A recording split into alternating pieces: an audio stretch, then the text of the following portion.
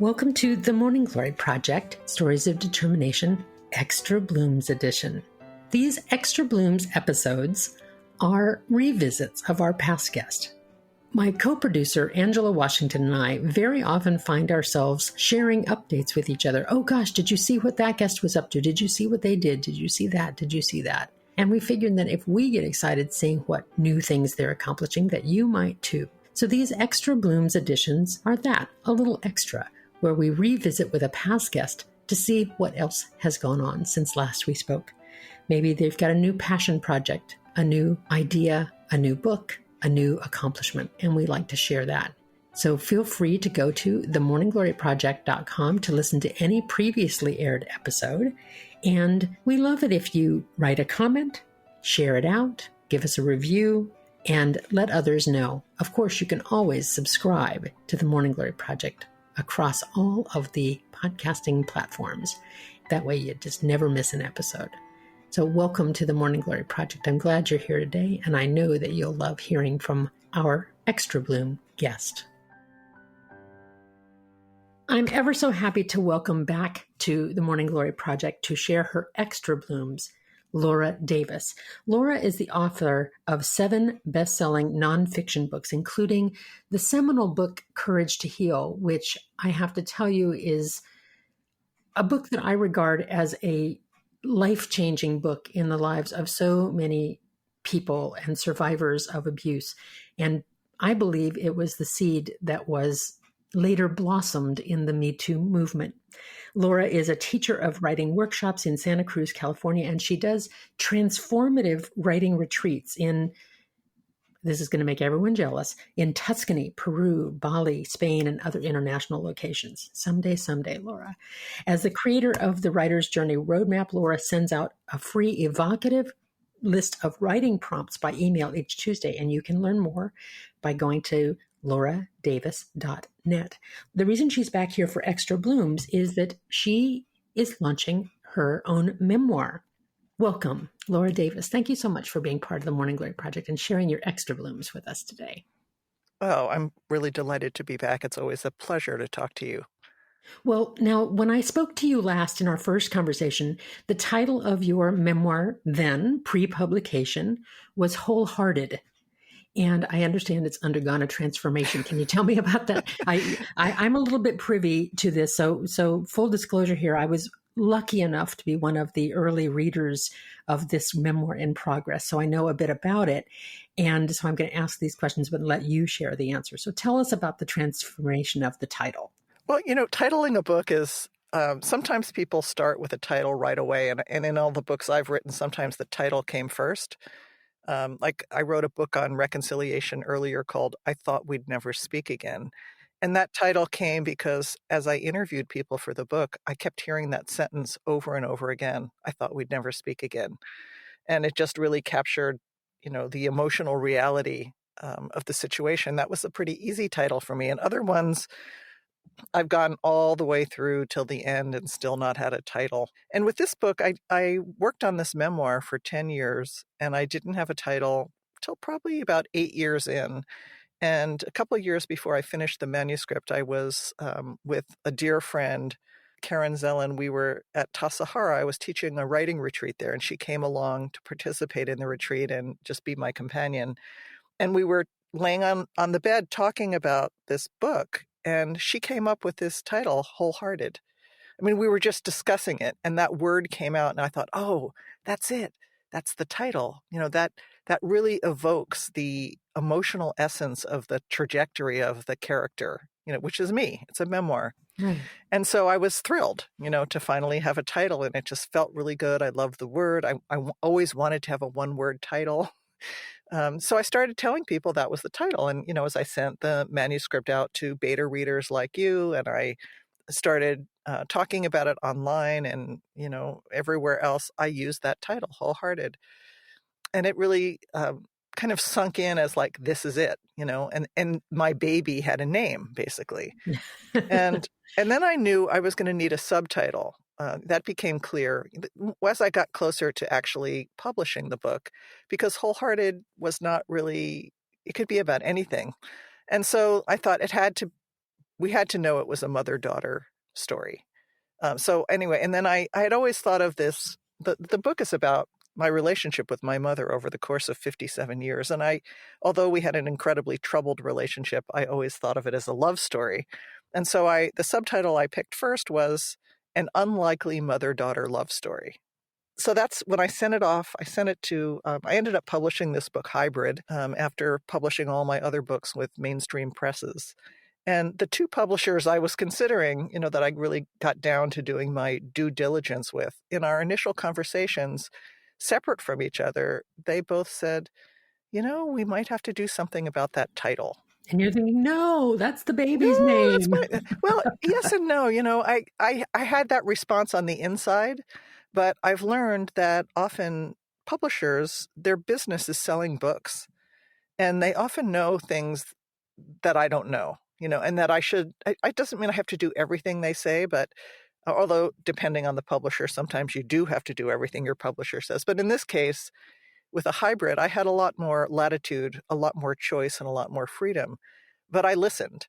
And the argument they made, which, convinced me actually pretty quickly, was that wholehearted, for one, it's the term that really has been used by Brené Brown in all her work. Mm. And that if I use that term, everyone would be thinking about her.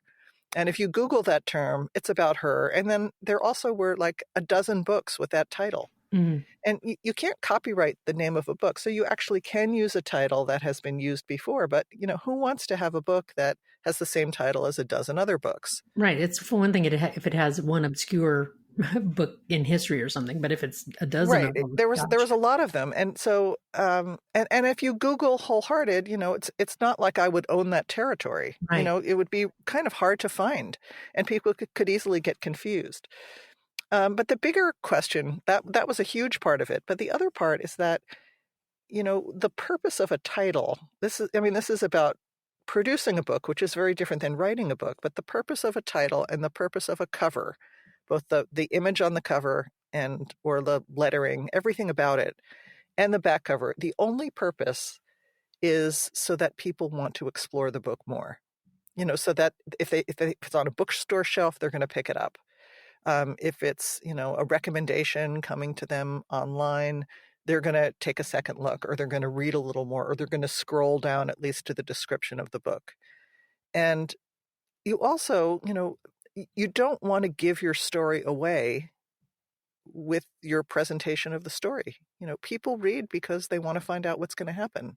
And this is a story. It's not an information book, although people will walk away with, I hope, a lot of inspiration and also even some practical skills about caregiving and other things.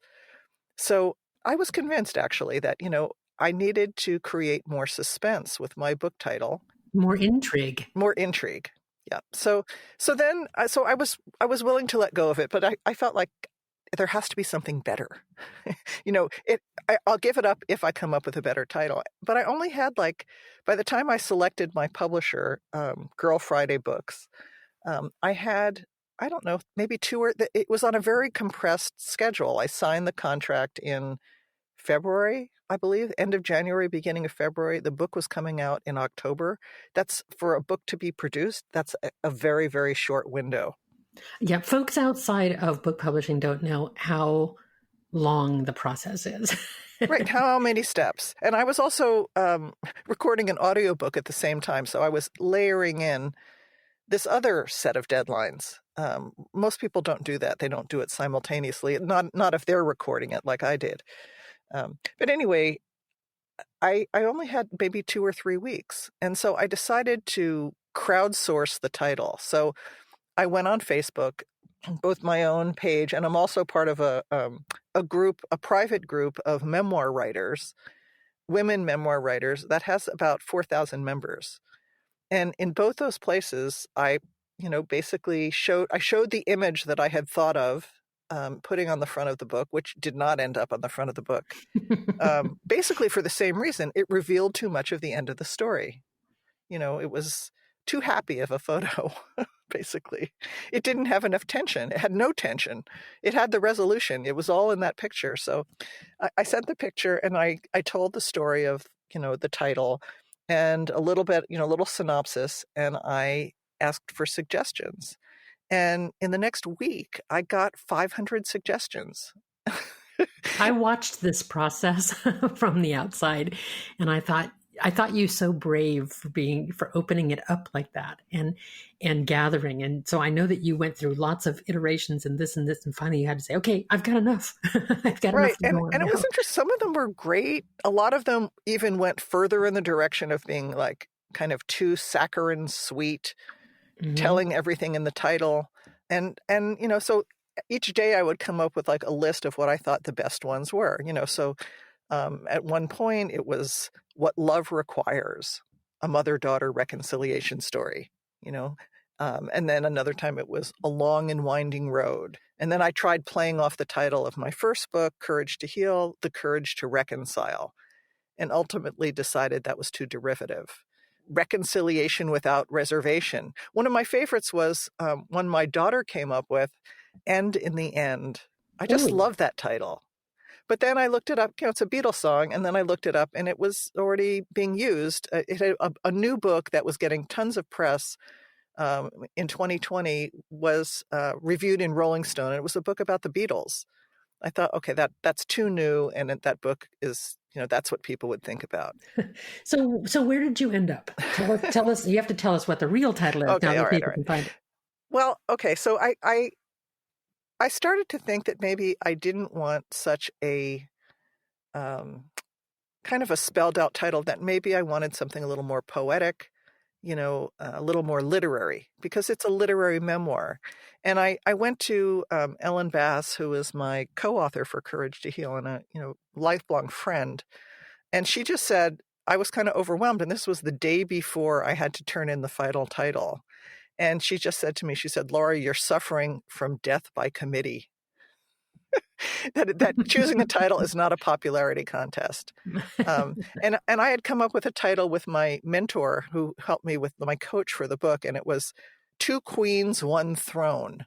A volatile mother and a relentless daughter struggle to love each other before it's too late. And Ellen just said, that is a horrible title. Don't do it. She said, she's right. I agree. Don't tell people who your characters are. Let them discover the characters. And then I started thinking about the fact that there's a lot of fire in the book, a lot of images of fire. And fire is a major part of the plot, which I'm not going to tell you that now. You'll have to read it. But there is a lot of fire. And so she suggested this line of Robert Frost, some say the world may end in fire. And I just thought, oh my God, that's great. I love that. And so that was one of the titles I sent to the meeting with my publisher the next day. And I thought, that's going to be it. That's going to be the title. Some say the world may end in fire. And then I sent it off. And that afternoon, I got an email from this woman named Karen Bartholomew. She had been a beta reader of mine. And even more interestingly, she's a nurse practitioner. And she lives here in Santa Cruz, where I live. And she had actually been a visiting nurse for my mother. So she knew my mother. And she wrote back and she provided the actual title. She said, what about The Burning Light of Two Stars? And I sent it to the publisher, even though it was late. And they loved it. And I loved it. And it's just grown on me over time. Well, so tell me what the title means to you, The Burning Light of Two Stars, which, by the way, I too liked Wholehearted, early on, but I like this so much more. I think what I really love about it is it's intriguing, and that my mother and I were these two incredible forces, like these two very powerful, intense women who were at odds with each other. And we both were public people. My mother was an actor, and I'm an author and a writing teacher, and have done so much in the public space. And we were these two stars burning against each other, really, but creating this between us, this incredible light. So to me, it was just such a great title. Well, what I loved about the story is, as related to this title too, is there was this awe of, your mom was an awesome woman in not the vernacular way of saying that. She inspired a lot. She was quite a dynamo of her own. She had a force, as do you. And I think of these kind of two stars sometimes colliding and sometimes coexisting and sometimes competing with each other's light and sometimes enjoying each other's light. Usually colliding. Usually colliding. Yeah. So just so I'm clarifying to our listeners, the title of the book is The Burning Light of Two Stars, a mother-daughter story. And can you tell me, the other part of this is you've been such a facilitator of other people's stories for such a long time. You know, the Courage to Heal was certainly, not that you weren't in that story at all, but it's been about kind of helping others to remember, uncover, share if they choose, sometimes publish, often write their own stories. And I'm wondering what it's been like for you to go from facilitating the stories of others to publishing your own. It's been an incredible journey because, although I have before this had 6 books under my belt, actually 7 because I had a self-published failure in the middle of my career. But, all those books were basically in the realm more of self-help. They were nonfiction books. They provided information. They provided, a step-by-step guide to whether it was parenting or reconciliation or healing. And although I was in there and there were little tiny bits of my story was way in the background. And what was dominant in the front were information that would help people, kind of a guidebook, and lots of other people's stories. So I was going to reveal in this book so much more than I had before. And I remember in an early draft I wrote, I brought it to a colleague of mine, Susan Brown, who I've taught with at the San Miguel Writers Conference, and we became good friends. And she's very blunt in her feedback. And what she said to me is, she said, "Laura, this is not the courage to heal. This is the courage to reveal." Mm. And, basically what she was saying is, you're making yourself look too good. You're covering your ass too much. So, for me, a lot of it was a process of revealing more and more about myself and my flaws. And, one of my biggest goals in writing the book was that, I had 3 different rounds of beta readers over the course of years, and there was only one question I asked each time, the same question, and that was, how does the mother come across? Because I really did not, I always tell my students, you don't want to write a vendetta. I mean, you might want to, but you shouldn't publish a vendetta. No one wants to read someone's revenge story. And so it was really important to me that my mother be a complete 3-dimensional character and that I be the same. And it was more challenging really to write myself that way than to write her that way. Well, that's always the challenge, right? Is how does one portray oneself in your memoir? Because on one hand, you don't want to be self-degrading, and on the other hand, you don't want to be self-aggrandizing. So there's this telling the authentic truth and revealing. I love that, the courage to reveal, to peel away those natural and healthy barriers. We don't walk around wearing sandwich signs about our brokenness, or we shouldn't. And as I read the story, I became aware of the story behind the story of The Courage to Heal. Right. This book is really the prequel and the sequel to The Courage to Heal. And so I think, for the millions of people who read that book, this book will reveal, in page-turning detail, in a very intimate way, how I reconciled with the mother who betrayed me and how I came to care for her during her final days. And I think, lots of people, the rift between my mother and I was huge. It was on the scale of, betrayal. It was at the high end of betrayal, what happened. But I think many, many, many, many millions of people have rifts in their family that maybe are not as severe, but still really get in the way and are an impediment. And when you're dealing with an aging parent, there's that question of like, can I show up? Should I show up?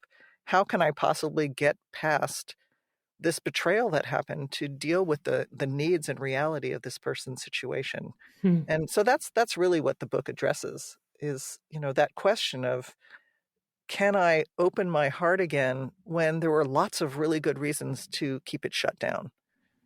Well, the other aspect of the story that fascinated me I don't like the word fan, but as one who has so deeply appreciated the courage to heal, both on a personal level and as a therapist, I'm probably responsible for a couple of hundred of book sales. Let's just say it that way, because I have shared the book so many times.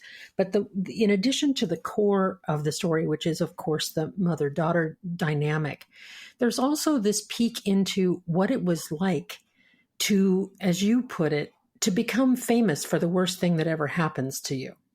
And also that when the Courage to Heal came out, I was one who appreciated it and spread the word and shared it and used it for myself and for others.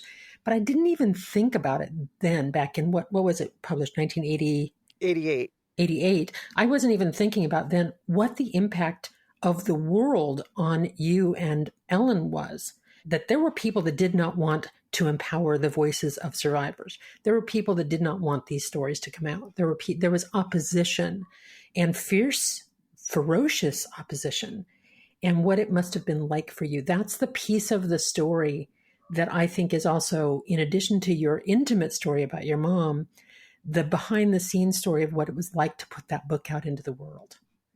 Can you say just a bit about that? When I look at what's happening in the U.S. right now, what we're experiencing is a huge backlash against social change and racial justice and, the empowerment of all people. And every time there is forward momentum, forward progress to help people move towards freedom, equality, empowerment, there is always a backlash. So, what happened to us is not unexpected or unusual. I mean, I certainly didn't expect it, but when I look at it now, it happens every time people stand up and are visible enough to kind of be seen. And Ellen and I, we didn't anticipate it, but we ended up writing a book that became this talisman and this very, very public symbol of empowerment and, helped launch a movement. And that wasn't what we were trying to do, but it is what happened. And as a result, we were targeted. And, you could read more all the details of it in the memoir, but it was, I think the most powerful thing from that experience was, one, that we withstood it. And the other is that we were not alone. I think that the story of the support that came to rally behind us is really a heartwarming story. Mm-hmm. That when you stand up, it seems like you're alone when you're the author of a book or the co-authors of a book, and all the ammunition is being aimed at you. But we did have an incredible wedge of support behind us. All the people helped by the book really wanted to support and stand up for us. Well, I think I'll say it personally, as one who was a champion of this book, whom you did not know at the time, by the way. I don't mean to sound like you and I knew each other then. We did not for many years. But as someone who appreciated it deeply, I can tell you that was an outpouring of gratitude.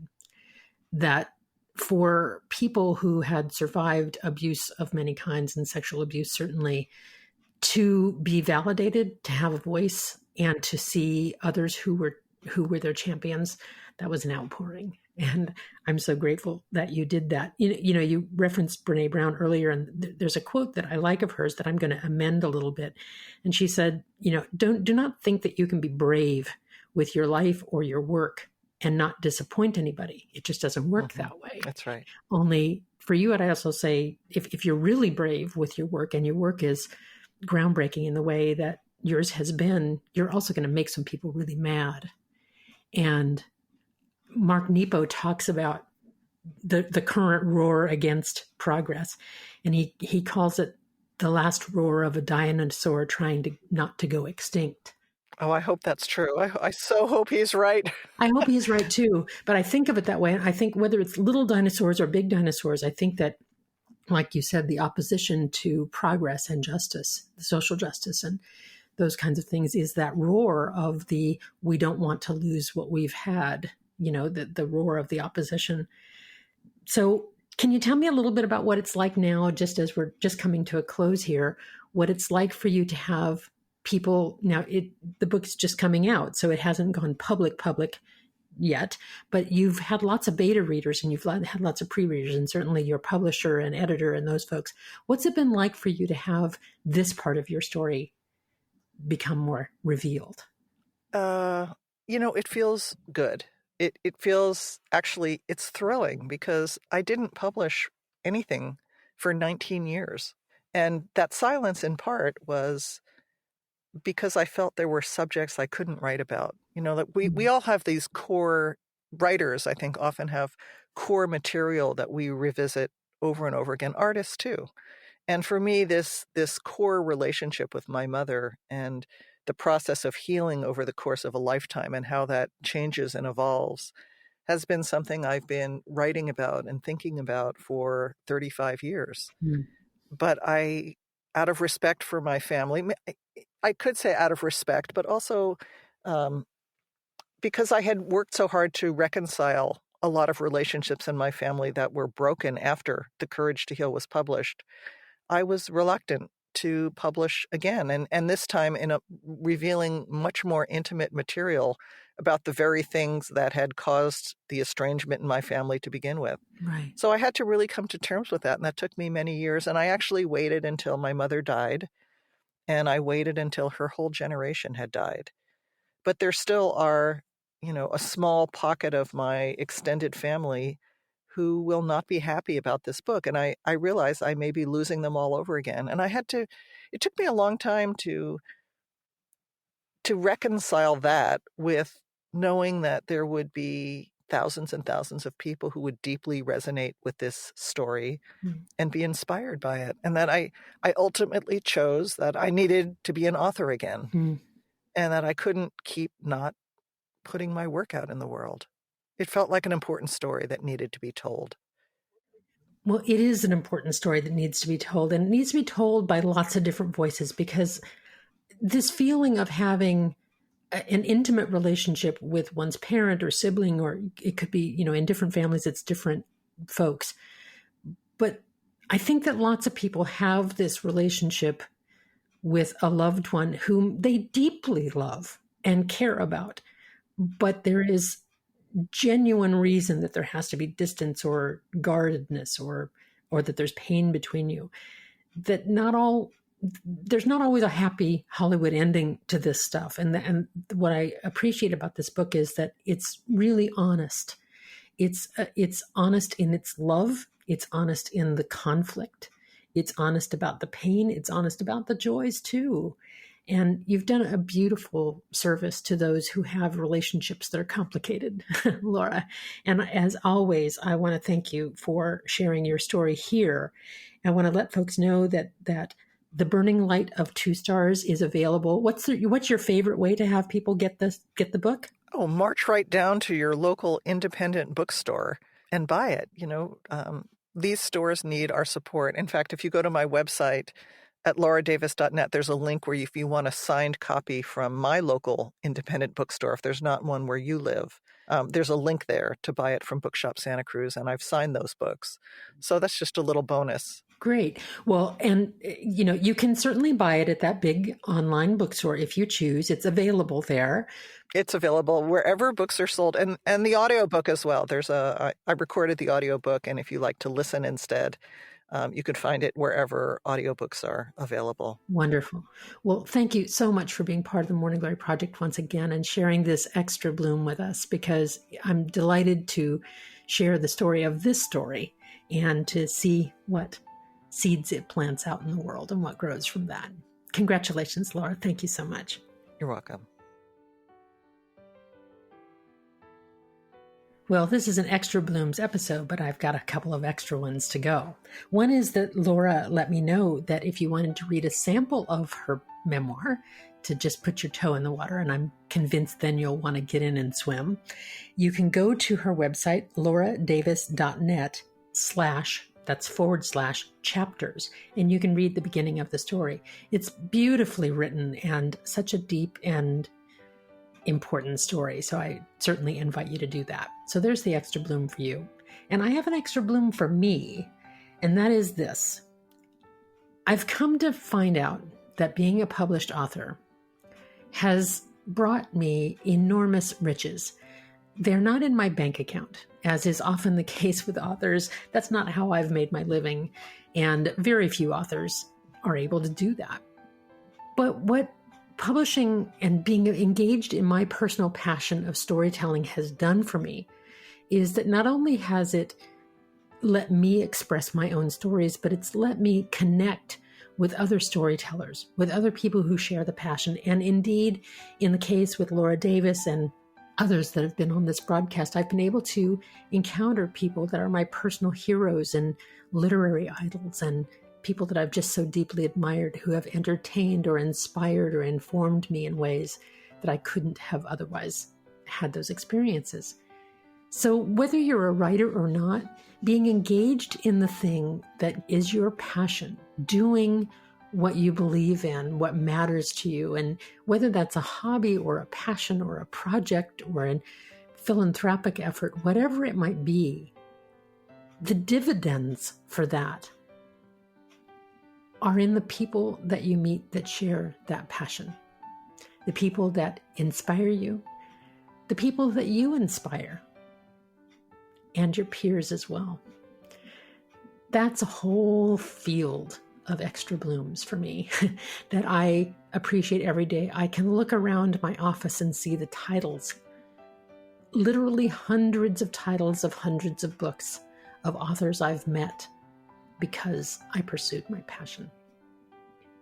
I invite you to do the same. Thanks so much for listening to this Extra Blooms episode of the Morning Glory Project. And I hope that wherever you are finding your way to bloom beautifully.